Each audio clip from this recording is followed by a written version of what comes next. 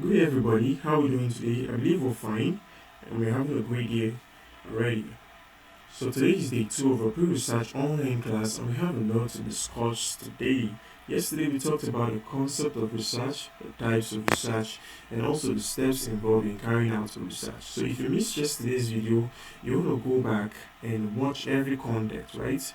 Now what we'll be discussing today is really a step further into what we talked about yesterday. Now today we'll be looking at the qualities of bad project work, number 2, the qualities of a good project work, and thirdly, how to choose or create a project topic. So I need you to get your writing materials, your pen and your book ready. This topic is one of the most arousing and one of the most interesting topic among 400 level students. I've had many clients call me just recently, Arise, how do I create a project topic? How do I craft down a project topic? Where do I see a project topic? Alright, so if that's sounding like you want to pay careful attention to every single details I will be sharing with you in the course of this video. Alright, so let's jump deep. Now, what are the qualities of a bad research project work? Number 1, poor topic selection. If you select a poor topic, your entire project journey is going to really be frustrating and very, very stressful. Alright, so you have to select a very good topic. For example, let me give you a topic, a poor topic. Imagine you're studying the height of unsustainable building and the academics or on the academic performance of National State University students.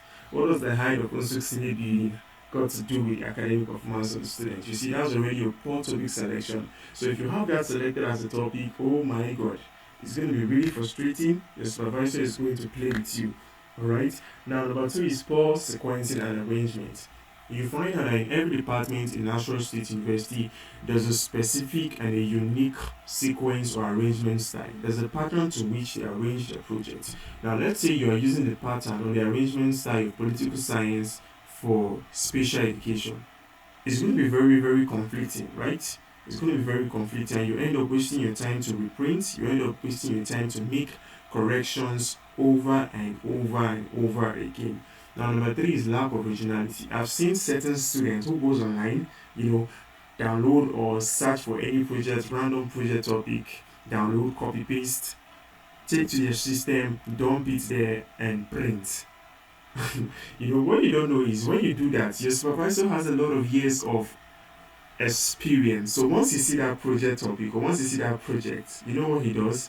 He already knows this was a copied work, and he's going to fee you, or he's going to make you pay for it, right? So you want to avoid going to the net, copying out trashy work. It won't aid your project grade. Alright, so lastly, poor data analysis and methodology. Just like how we have different sequence style and arrangement style in every department in National State University and all of the universities in Nigeria, there's also a defined data analysis or methodology. If you apply the methodology unique for natural applied science courses down to administrative courses, you're going to be failing big time. Alright, so now let's go on to qualities of a good research project work. Your topic must be relevant. You must have a relevant topic. It must be relevant. So now let's imagine I give you a topic like teachers qualification in English and teachers qualification in English on the academic performance of English students in Akwanga local government area, Nasarawa State. That sounds relevant. Already you can picture out the problem in the research.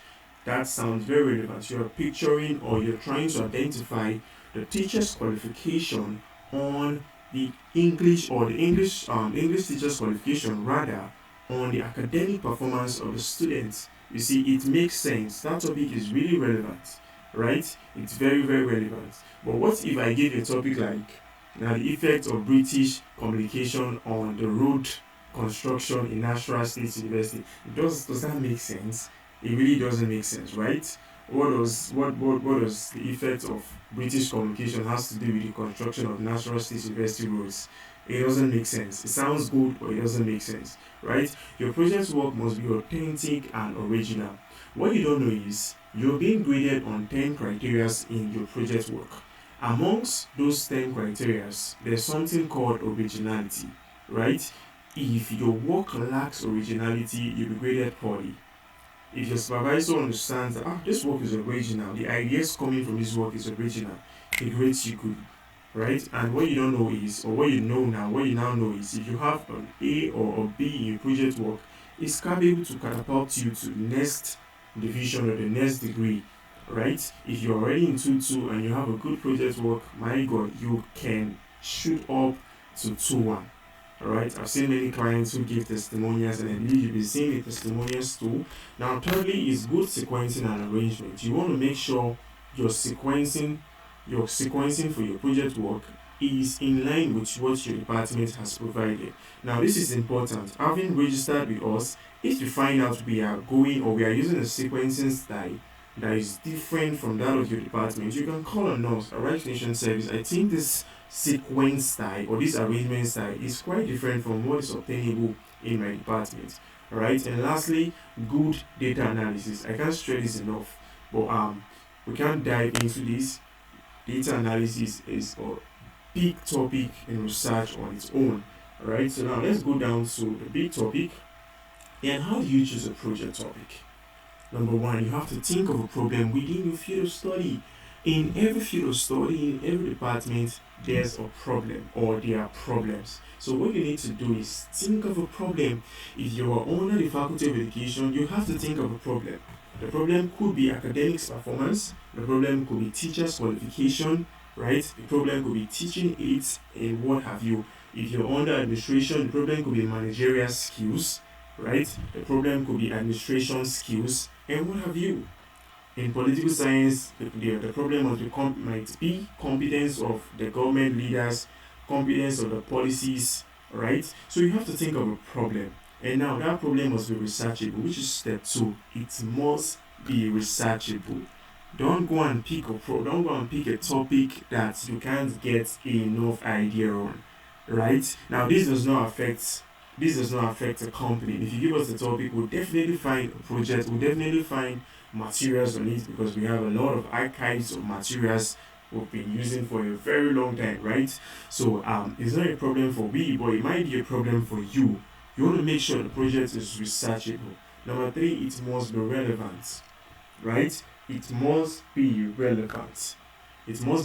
Imagine I give you a topic like student indiscipline and the effects on the academic performance. That's very relevant, because you want to find out what is the effect of student indiscipline on the academic performance. So your research topic must be relevant to you as a researcher, to the researching community, and everyone who's going to be reading your project work. Alright? Now you have to make sure it's a defined sample.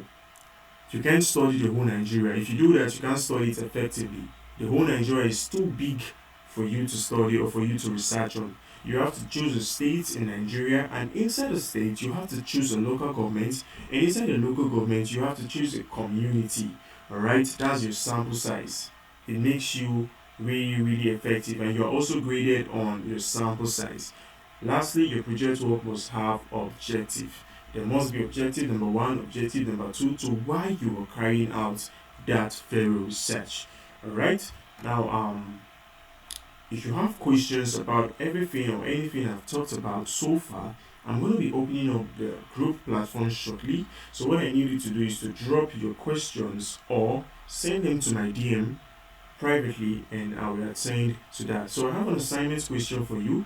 I need you to think of a problem within the field of your study, right? Within your field of study, and create a project work. Remember the steps I gave you. Think of a problem. Every department has a problem. Think of that problem. Then what do you do next? You ask yourself, is it researchable? Is it relevant or significant to my field? If it is, you have to now select a sample size and define the objective. And if you're able to do this, of course, you can come up with good project topics and a very, very, very good grade for your project. Alright, so now if you are unable to do this, don't beat down on yourself. That's why you have us here. We're going to be selecting a very good project topic, but we need your participation and we need you to register for that. Alright, so thank you very much. I believe you enjoyed the video. My name is Arise Michael Godfrey, and I see you tomorrow when we talk about registration, our offers, and everything you need to know about the prices. Alright, take care and do have a great day ahead.